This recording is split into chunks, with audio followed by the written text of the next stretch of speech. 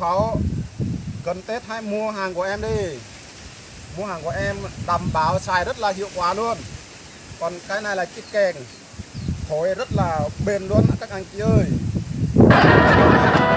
Giá cao cấp, hàng mới ra năm 2021, xài rất là chắc luôn các anh chị ơi. Còn cái này là nước rửa nước lau hình xăm nha các anh chị nha, xài rất là hiệu quả. Còn cái này là sấy tóc rất là cao cấp luôn các anh chị ơi. Còn cái này là túi xách, nam cũng được, nữ cũng được. Còn đây là ung cao cấp, đi rừng mà sợ con rắn độc á, mình dẫm vào rắn nó không cắn được nha. Ngồi bàn cái này chả có một khách nào vào mua, làm ăn cả ngày cả thế.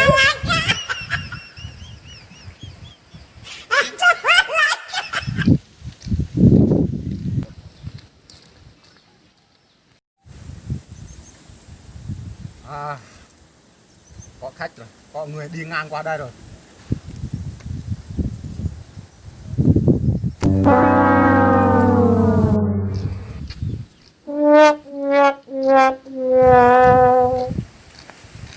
Hey, what?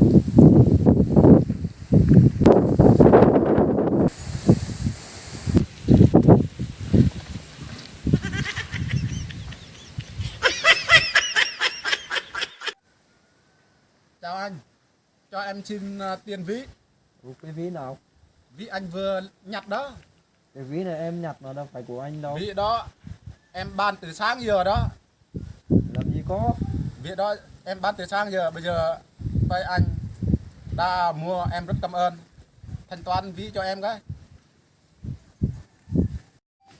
À, hóa ra ví này là ví của anh à. Anh bán hàng không chạy. Anh lấy hàng của anh ném ra ngoài để người ta tưởng người ta đánh rơi à. À, vậy là hôm nay em bị mắc lừa rồi. Trúng kế của anh rồi. Thế tôi mới bán được hàng chứ. Thế cái ví này bao nhiêu em trả? Cảm ơn anh.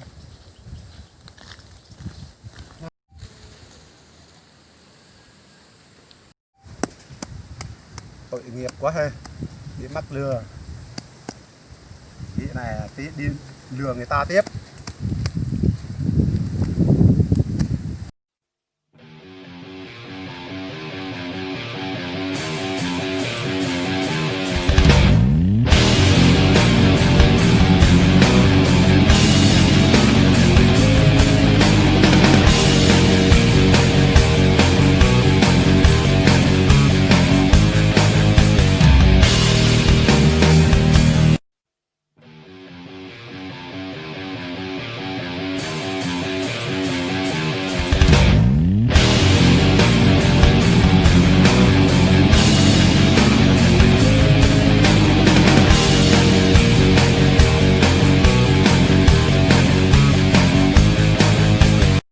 Rồi, tay nghề mình lên cao rồi. Giờ mình chỉ thiếu một cái kèn thôi.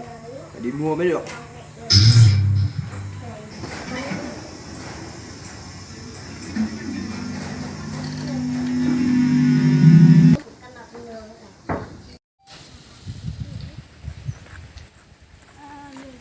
Không biết giá kèn bây giờ bao nhiêu nhỉ? Chẳng biết ra sao. Sợ mắc tiền quá.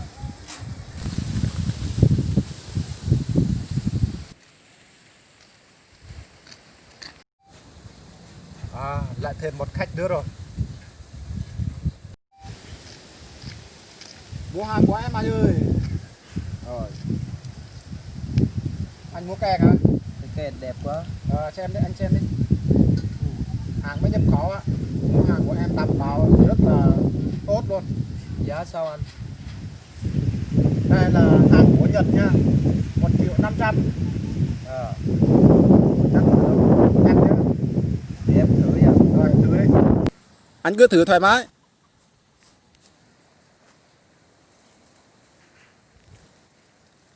Kèn nặng quá.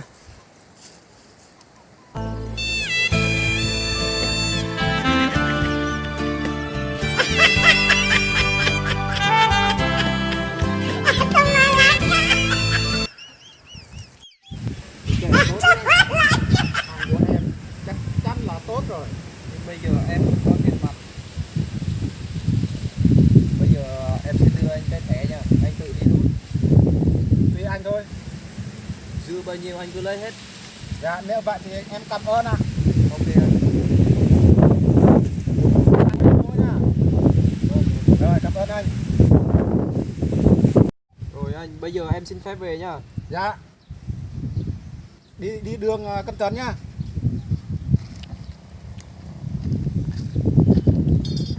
Mình cùng trời sắp tối rồi, phải dọn hàng đi về thôi.